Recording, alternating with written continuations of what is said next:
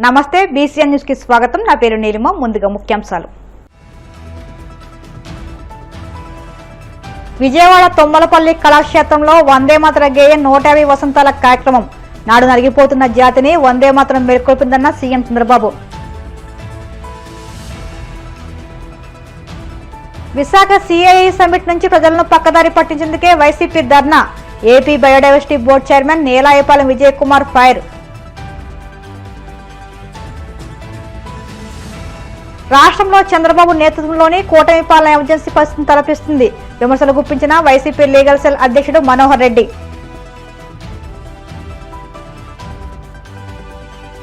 Uddaraju ఆంధ్రరాజు foundation ఆధ్వర్యంలో భీమవరంలో వైభవంగా జ్ఞానప్రసనాంబిక సమేత శ్రీ కాళహస్తీశ్వర స్వామివార్ల కళ్యాణం, కార్తీక దీపోత్సవం.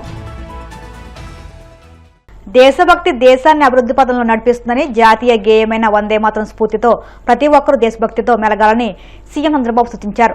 విజయవాడ తొమ్మలపల్లి కళాక్షేత్రం జరిగిన వందే మాతర గేయం 150 వసంతాల కార్యక్రమంలో ఆయన ముఖ్య అతిథిగా పాల్గొన్నారు. బ్రిటిష్ పాలన నలిగిపోతున్న జాతిని వందే మాతరం మేల్కొల్పిందని ఈ సందర్భంగా చెప్పారు. ప్రధాని మోదీ పిలుపు మేరకు ఈ నెల 7 నుంచి 2026 నవంబర్ 7 వరకు ఏడాది పాటు వందే మాతర ఉత్సవాలు జరుపుకుంటున్నామని తెలిపారు.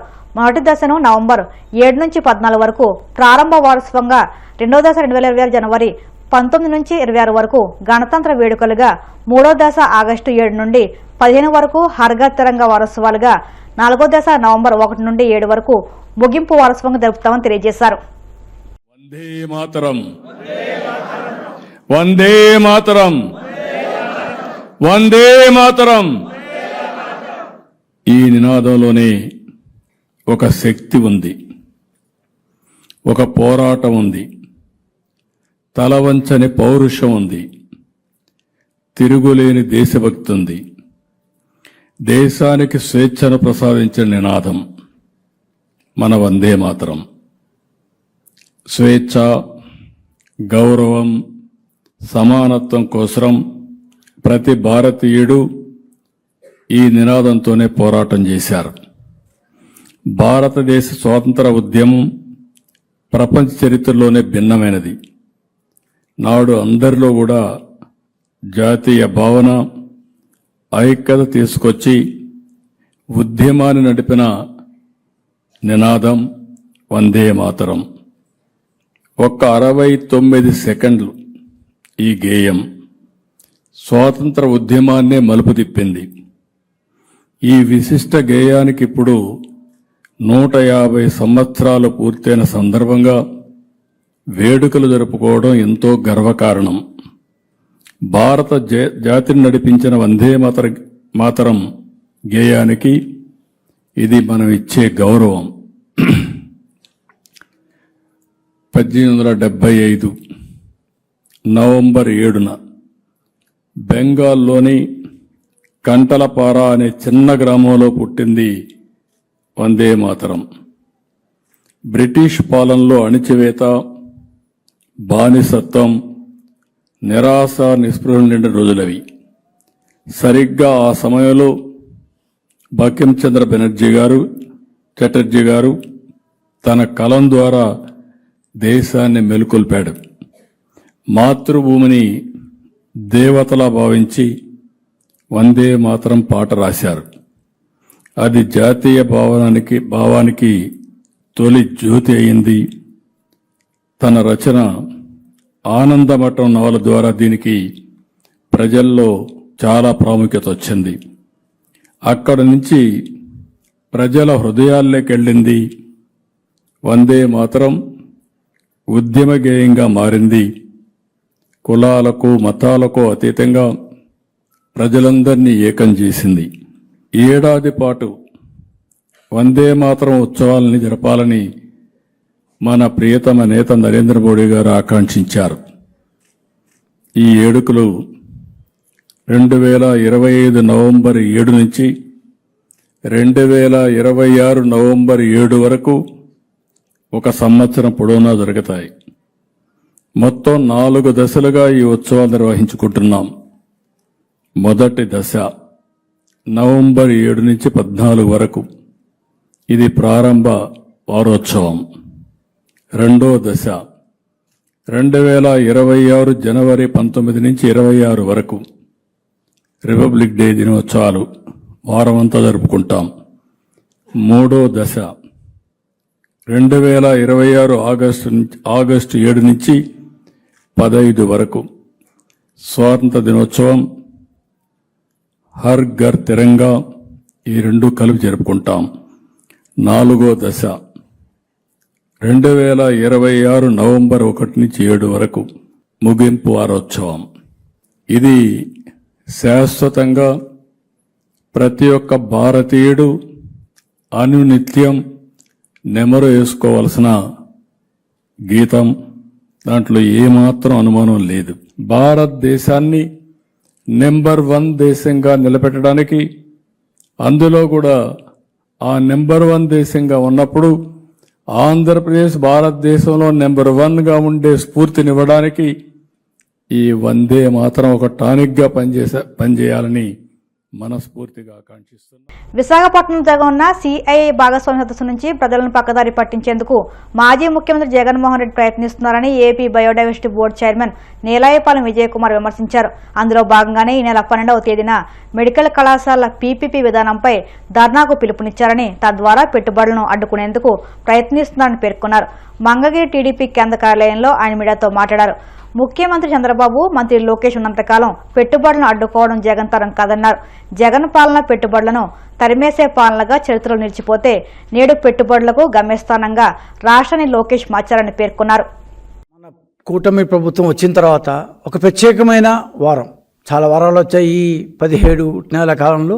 ఈ వారం మాత్రం ఒక ప్రత్యేకమైన వారం. ఎందుకంటే రాష్ట్రంలో ఒక అత్యద్భుతమైన శకం ఆవిష్కృతం కాబోతుంది. అంత అత్యద్భుతమైనది ఏంటి అంటే, విశాఖపట్నంలో 14-15 తారీఖుల్లో కన్ఫెడరేషన్ ఆఫ్ ఇండియన్ ఇండస్ట్రీ వారి సహకారంతో భాగస్వామ్య సదస్సు సిఐఐ పార్ట్నర్షిప్ సమ్మిట్ జరగబోతోంది. ఏంత తలసాలు జరిగింది కదా, ఇదేమన్నా కొత్త 2014-19లో పెట్టారు. ఆ తర్వాత మన జగన్మోహన్ రెడ్డి గారు కూడా ఏదో దాన్ని పెట్టినట్టున్నారు. కొత్త ఉంది అని అడుగుతారేమో, అడగాలి కూడా. ఎందుకంటే మన దిశని మార్చేందుకు గత 17 నెలలుగా ఈ కూటమి ప్రభుత్వం కృషి చేసిందంతా రేపు 14-15 తారీఖుల్లో వైజాగ్లో ఆవిష్కృతం కాబోతుంది. 1 కాదు, 2 కాదు, 3 కాదు. ఇదేమి జగన్మోహన్ రెడ్డి పెట్టినట్టు అంకెలు పెట్టేసి సంఖ్యలు పెట్టేసి 13 లక్షలు 14 లక్షలు అంటూ చెప్పిన అంకెలు కానే కాదు. ఇది ఖచ్చితంగా మనం ముందుగానే వాళ్ళతో మాట్లాడి, వాళ్ళ దేశాలకు వెళ్ళి, వాళ్ళ క్యాపిటల్స్లో, వాళ్ళ యొక్క ప్రతి ప్రముఖ దేశాల్లో మనం రోడ్ షోలు పెట్టి వాళ్ళతో డిస్కస్ చేసి, డెలిబరేట్ చేసి, ఏ ఇండస్ట్రీకి ఏ రకమైన అనుకూలమైన పరిస్థితులు ఇక్కడ ఉన్నాయి వాళ్ళు తెలుసుకుంటూ ఇవన్నీ పూర్తి చేసిన తర్వాతే మనం ఈరోజు ఈ ఇండస్ట్రీలో వస్తాయి అని ఘంటాపథంగా సమ్మిట్ స్టార్ట్ కాకముందే ఈ రోజు దాకా వచ్చిన డీటెయిల్స్తో సహా మనం చెప్పగలుగుతున్నాం. సో ఖచ్చితంగా ఈ 14-15 తారీఖుల్లో జరగబోయే సదస్సు మన రాష్ట్ర దిశను మార్చబోయేదిగా ఘంటాపథంగా చెప్పచ్చు. ఈ సమ్మిట్ కోసం గత 3-4 నెలల నుండి మంత్రివర్గంలో, రాష్ట్ర మంత్రివర్గంలోని ప్రతి ఒక్క మంత్రి వాళ్ళ స్థాయిల్లో కృషి చేశారు. ముఖ్యమంత్రి చంద్రబాబు నాయుడు గారి దగ్గర నుంచి ప్రతి ఒక్క మంత్రి రకరకాల దేశాలకు వెళ్ళి ఆయా ఇండస్ట్రీల వాళ్ళతో మాట్లాడి వాళ్ళతో డిస్కస్ చేయడం జరిగింది. ముఖ్యంగా లోకేష్ గారు అయితే కనీసం కొన్ని 10 రోడ్ షోలు వివిధ దేశాల్లో పెట్టారు.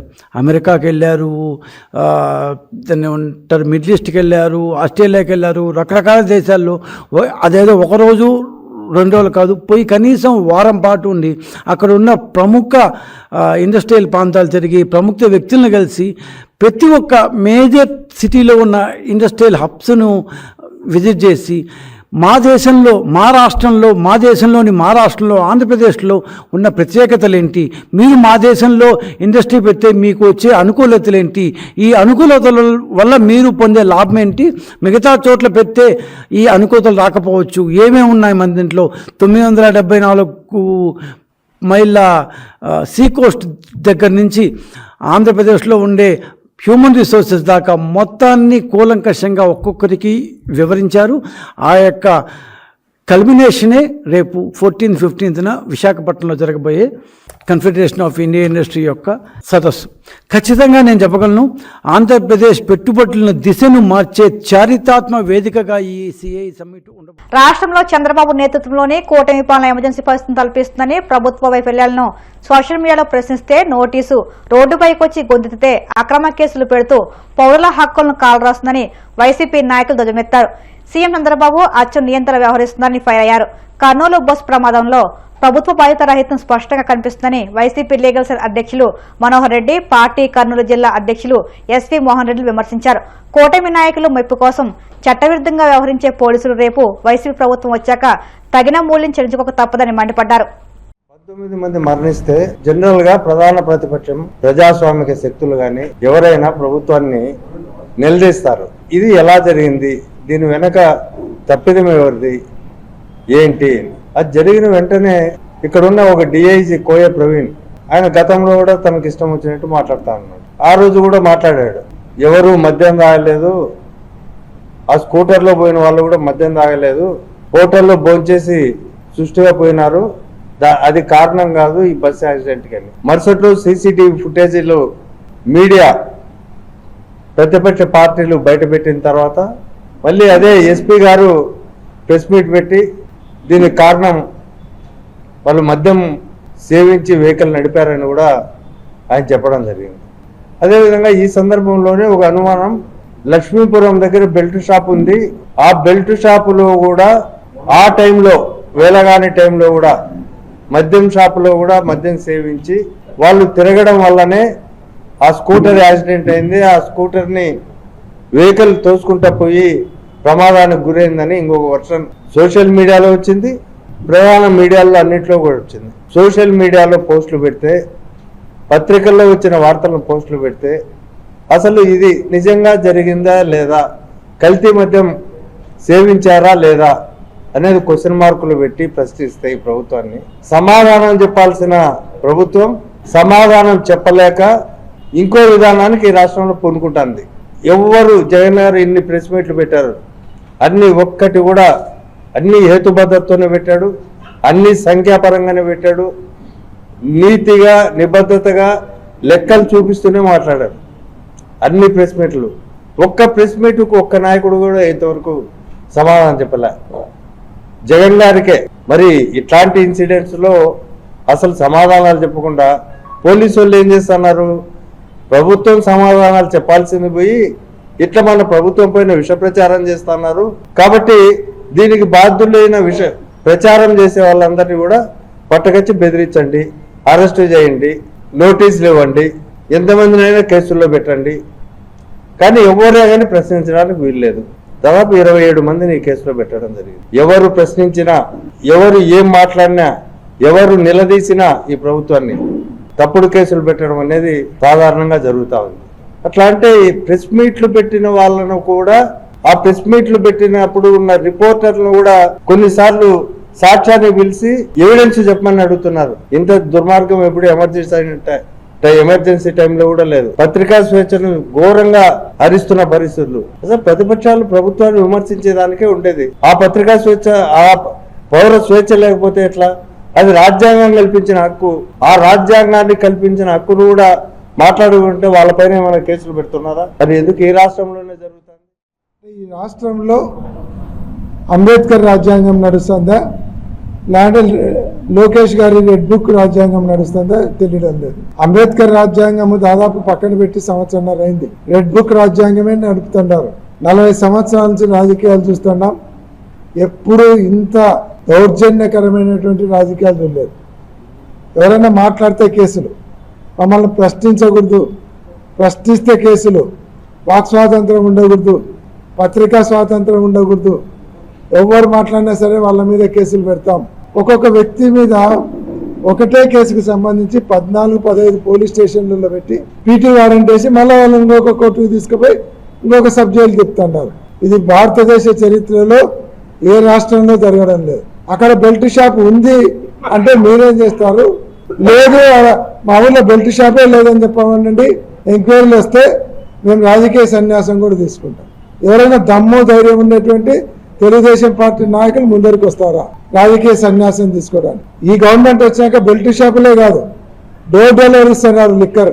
వైఎస్ఆర్ కాంగ్రెస్ పార్టీ నాయకులను భయపడించుకోవాలి, వీళ్ళ గొంతు నొక్కేయాలి, కేసులు పెట్టి భయపడేయాలని చూస్తూ ఉన్నారు. అది మాత్రం మీ మూర్ఖత్వం అని చెప్తున్నారు. వైఎస్ఆర్ కాంగ్రెస్ పార్టీ నాయకులు కార్యకర్తలు భయపడరు. మా నాయకుడు మాకు నేర్పించింది పోరాటమే. ఏదో రోజు మీకు మీ పార్టీకి శిరక్షేదం తప్పదనేది గుర్తుపెట్టుకోవాలని తెలియజేస్తున్నాం. నేను పోలీస్ అధికారులకు కూడా తెలియజేస్తాను.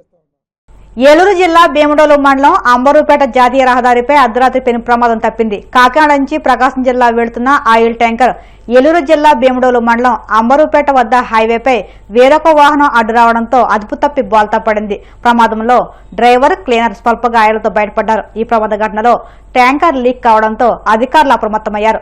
ఏలూరు డీఎస్పీ శ్రవణ్ కుమార్ నేతృత్వంలో ఫైర్ ఆఫీసర్ రవికుమార్, ఆయన సిబ్బంది, సిఐ యూజే విల్సన్, ఎస్ఐ మదీనా బాషా, పోలీసు సిబ్బంది శ్రమించి సురక్షితంగా ట్యాంకర్ను పురవస్థకు తీసుకొచ్చారు. దీంతో స్థానిక గ్రామాల ప్రజలు ఊపిరి పీల్చుకున్నారు. నమస్తే, బీసీఎన్ న్యూస్ కి స్వాగతం. నా పేరు నీలిమ. ముందుగా ముఖ్యాంశాలు.